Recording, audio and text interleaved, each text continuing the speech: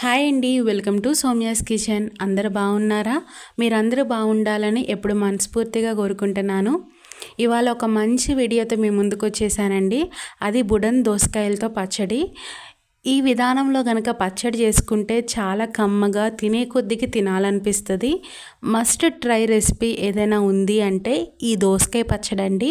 ఒక్కసారి చేసుకొని చూడండి. మీకు నచ్చకపోతే కామెంట్ చేయండి. ఇంకా ఆలస్యం చేయకుండా వీడియోని స్టార్ట్ చేసేద్దాం. ఇక్కడ నేను చెప్పాను కదండి, బుడం దోసకాయలు అంటే ఈ విధంగా ఉంటాయి. ఇవి మీకు దొరికితే పచ్చడి అనేది దీంతో ప్రిపేర్ చేసుకోవడానికి చూడండి. ఒకవేళ దొరకకపోతే గనక నార్మల్ దోసకాయతో నేను చెప్పే విధానంలో పచ్చడి పట్టుకోండి. ఎలా పట్టుకున్నా సరే చాలా టేస్టీగా ఉంటుంది. ముందుగా స్టవ్ వెలిగించుకొని ఒక ప్యాన్ పెట్టేసుకొని దీంట్లోకి ఒక 4 టేబుల్ స్పూన్స్ ఆయిల్ వేసుకోవాలి. ఆయిల్ అనేది హీట్ ఎక్కాలండి. ఈ బుడం దోసకాయలతో పచ్చడి పట్టేటప్పుడు బాగా గుర్తుంచుకోవాల్సింది ఏంటంటే, బుడం దోసకాయలు అనేది చేదు ఉంటాయండి. అది చెక్ చేసుకొని మాత్రమే పచ్చడిలో కలుపుకోండి, లేదంటే పచ్చడి అంతా కూడా పాడైపోతుంది.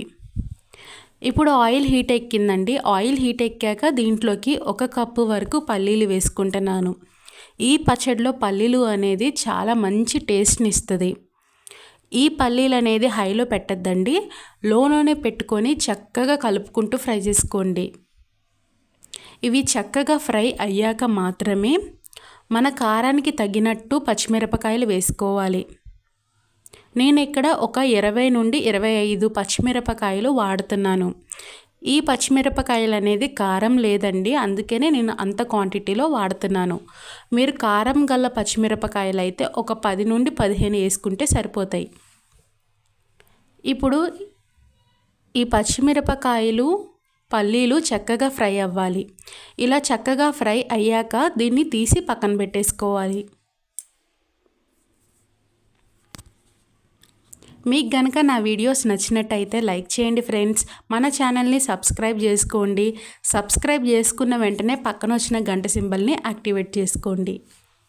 ఇప్పుడు అదే ఆయిల్లోకి ఒక 1/2 కేజీ వరకు పండిన టమాటాలు వేసుకోవాలి. పండిన టమాటాలతో పచ్చడి పడితేనే చాలా టేస్టీగా ఉంటుందండి. ఇప్పుడు ఒక చిన్న నిమ్మకాయ సైజు అంతా చింతపండు వేసుకోవాలి. ఇప్పుడు దీన్ని బాగా కలుపుకొని ఈ టమాటా అనేది సాఫ్ట్గా కుక్ అయ్యే వరకు కుక్ చేసుకోవాలి. దీన్ని ప్రతి 2 మినిట్స్కి ఒకసారి కలుపుకుంటూ కుక్ చేసుకోండి. ఇప్పుడు దీంట్లోకి ఒక 1/2 టేబుల్ స్పూన్ పసుపు వేసుకోవాలి. ఇప్పుడు మన టేస్ట్కి తగినట్టు ఉప్పు వేసుకోండి. ఇలా ఉప్పు ఈ స్టేజ్లో యాడ్ చేయడం మూలంగా టమాటా అనేది తొందరగా సాఫ్ట్గా కుక్ అవుతుంది. నేను ఇక్కడ 1 టేబుల్ స్పూన్ కల్లుప్పు యూస్ చేస్తున్నాను. పచ్చడి ఎప్పుడైనా సరే కల్లుప్పుతో పట్టుకుంటేనే టేస్టీగా ఉంటుందండి. ఇలా చక్కగా మిక్స్ చేసుకొని ఒక 5 మినిట్స్ తర్వాత చూస్తే టమాటా నుండి వాటర్ అనేది రిలీజ్ అవుతాయి.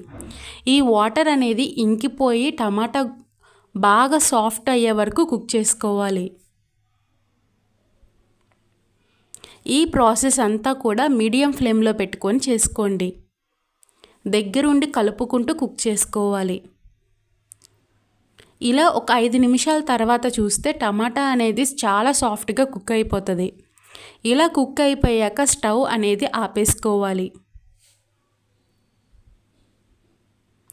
ఇలా ఆపేసుకున్న తర్వాత ఈ టమాటా అనేది పూర్తిగా చల్లారిపోయే వరకు వెయిట్ చేయాలండి. ఎప్పుడైనా సరే పచ్చడి అనేది వేడి మీద మిక్సీ కానీ రోట్లో కానీ వేసి దంచకూడదు.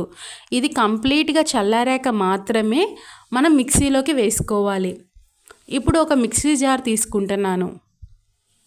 మనం ముందుగా ఫ్రై చేసుకున్న పల్లీలు పచ్చిమిరపకాయలు దీంట్లోకి వేసుకోవాలి.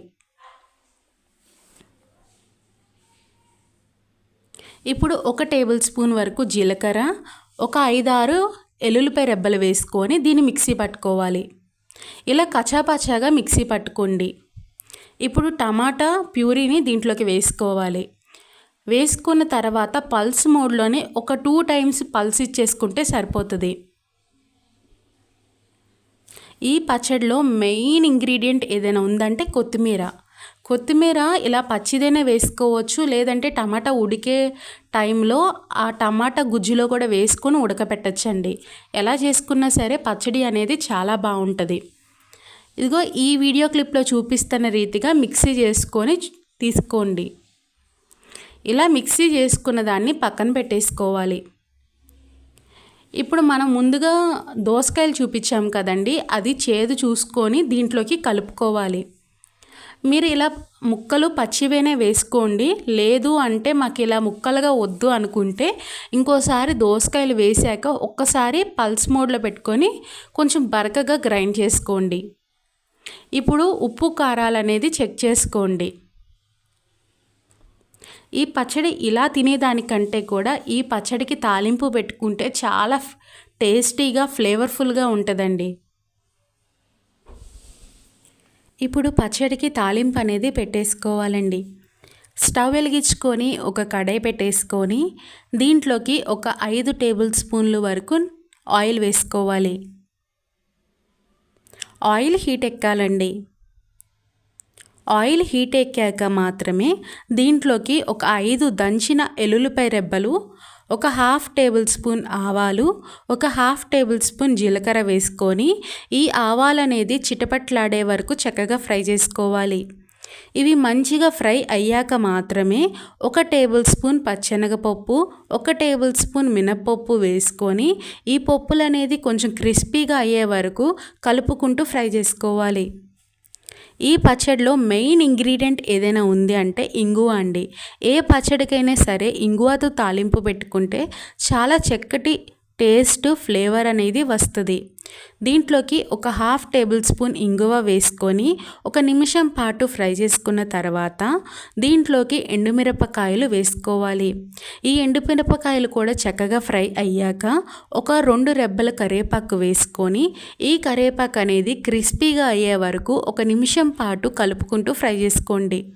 ఇవి మంచిగా ఫ్రై అయ్యాక మాత్రమే మనం ముందుగా మిక్సీ పట్టుకున్న పచ్చడిని దీంట్లోకి వేసుకొని ఒకసారి సాల్ట్ అనేది చెక్ చేసుకోండి. అంతేనండి, ఎంతో టేస్టీగా ఉండే దోసకాయ పచ్చడి. మీకు గనక ఈ వీడియో నచ్చినట్టయితే లైక్ చేయండి ఫ్రెండ్స్, మన ఛానల్ని సబ్స్క్రైబ్ చేసుకోండి. Thank you.